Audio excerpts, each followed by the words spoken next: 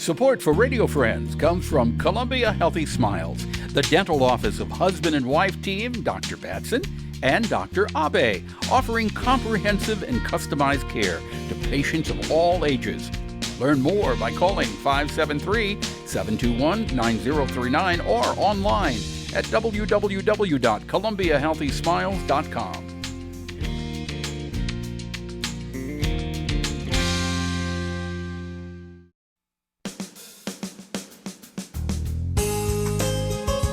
Good morning. Welcome to Radio Friends on Wednesday, October the 28th. We're going to talk about something that I did not even realize existed until a couple of months ago. It's called PhysZOU.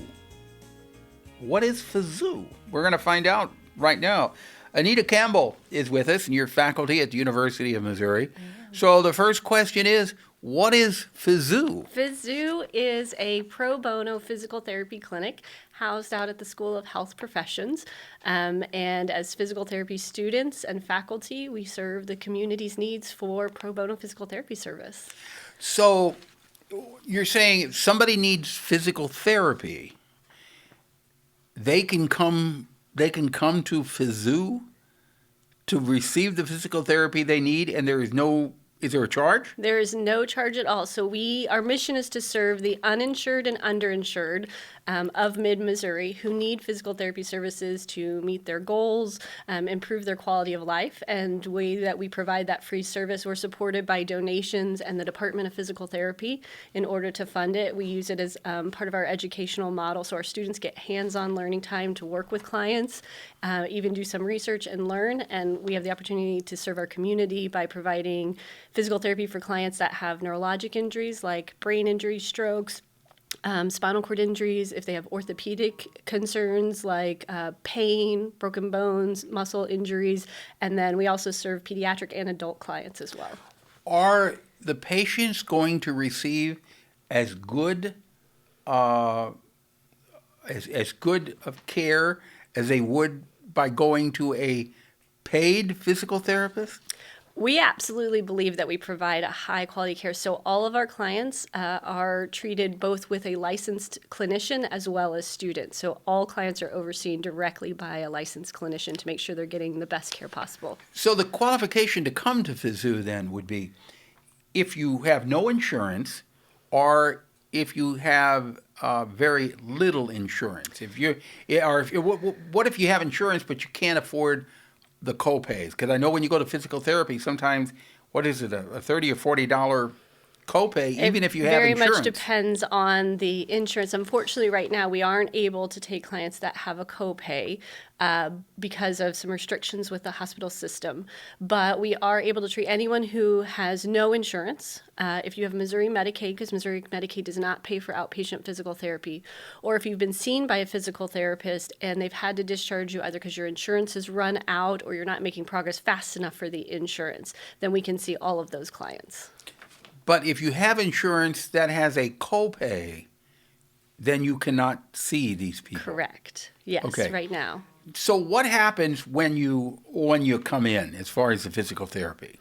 Yeah, so we run just like a traditional physical therapy clinic that you would see anywhere in the state, anywhere in the nation, where we're following all the precautions for COVID, everything that the hospital outlines, CDC outlines for precautions to come in, be screened, we're masking, we're following all those safety lines, and we have a regular clinic with all the clinic equipment that you would see in any other clinic. So you're doing everything that we'd do if you were going and you had the insurance and the insurance company was paying for it. Absolutely.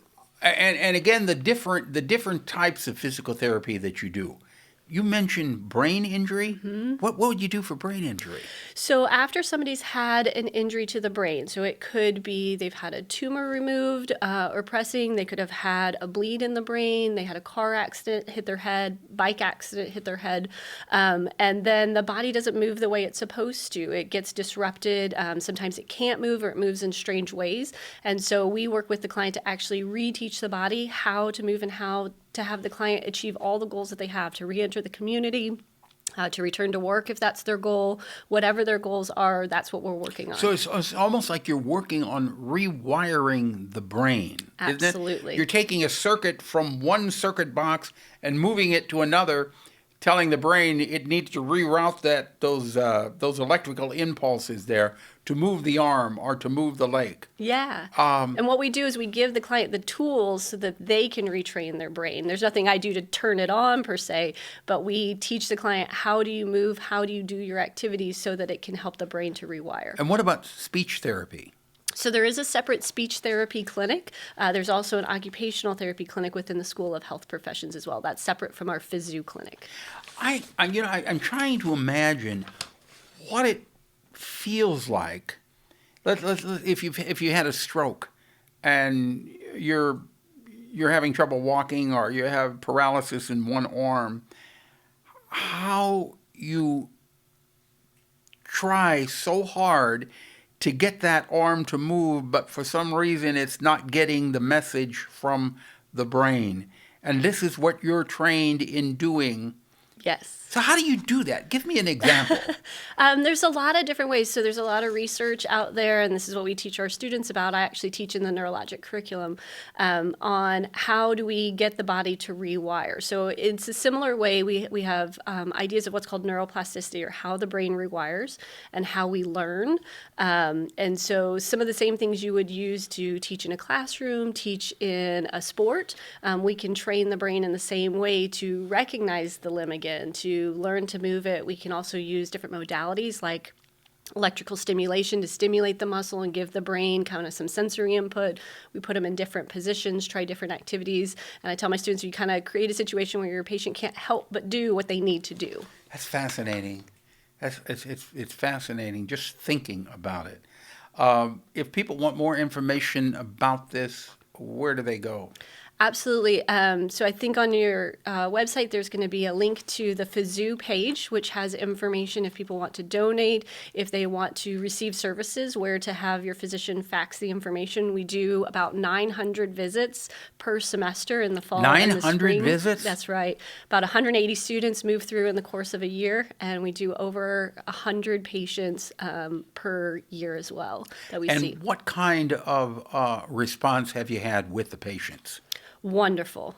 So our patients, we definitely work with them to make sure that they're getting the progress that they need. And if there are needs that we can't meet, we work with other departments within the School of Health Professions. You know, if they need physical or occupational therapy, speech therapy, social work, also contacting with their physicians if there's things such as medication changes that might benefit the client, dietary needs, those sort of things. Do you need any volunteers to help out? Or is this... No, right now it's student volunteers that help to direct the program, and then I do the advising with it, and they also do fundraisers each year to kind of keep people involved in knowing what we're doing. Okay. Well, it's just a fascinating story that you have to share with us. Thank you so much, Anita, for coming by and letting us know what PhysZOU is doing. And it's a real service to the community. Thank you. And October is National Physical Therapy Month. Okay. Thank you so much for sharing that. Something you'd like to hear or see, I'd love to hear from you. Drop me an email, pepperp@missouri.edu. Bye-bye.